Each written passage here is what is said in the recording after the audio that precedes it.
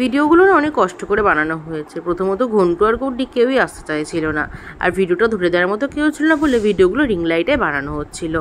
আর তারপরে দেখো গুড্ডি তো পালিয়ে গেল, আর ঘন্টুকে না অনেক কষ্ট ধরে কয়েকটা ছবি তোলার চেষ্টা করছিলাম। কি করব বলো, ইচ্ছা তো করে স্পেশাল দিনটাকে স্পেশাল করে রাখতে। আর তারপরে দেখো ঘন্টুর আবার কি মনে হয়েছে, ঘন্টু আর পালিয়ে যাচ্ছিল। তখন আমার গুড্ডি দেখতে এসেছে ঘন্টুর কি হয়েছে। আসলে ঘন্টু আর গুড্ডি দুজনকার না খুব ভাব।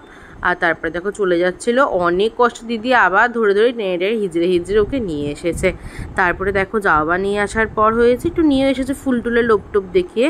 আর তারপরে যেই মোমবাতিটা লাগিয়ে দিয়েছি তখনই হোনার হয়ে গেছে তাই ফিস, কারণ মোমবাতিতে আগুন জ্বলে না প্রচুর ভয় পায়। আর তাই দেখো জ্বলছিল, তাই মুখটা ওইদিকে ফিরিয়ে বসেছিল।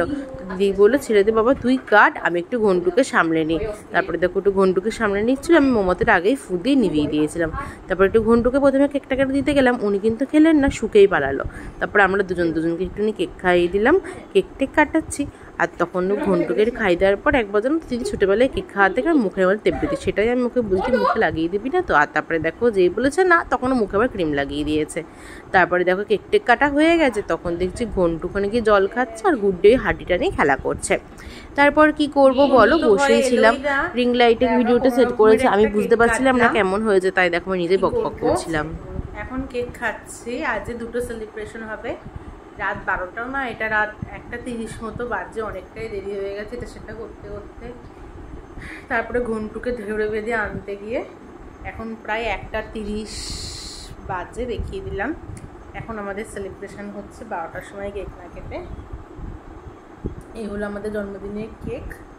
আর দিদি আমাকে এই জামাটা দিয়েছে, আমি দিদিকে এই জামাটা দিয়েছি, আর অনেক কিছু কিনে এনেছি, সেটা পরে ভালো করে দেখাবো। আর ওইদিকে ঘন্টু আর গুটি এই করছে, কেক তো কাটতেও পেলেও না, ভগবান জানে।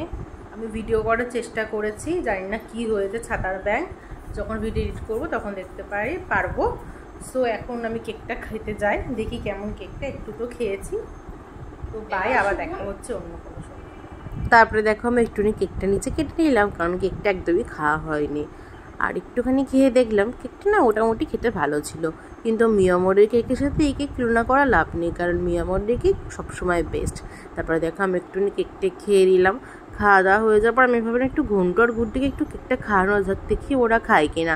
প্রথমেই দেখো কেকটা নিয়ে একটুখানি ঘন্টুকে খাওয়ালাম, জানতাম হয়তো খাবে না, কিন্তু দেখো ঘন্টু একটু খেয়ে নিয়েছে আর একটু একটু খাচ্ছিল।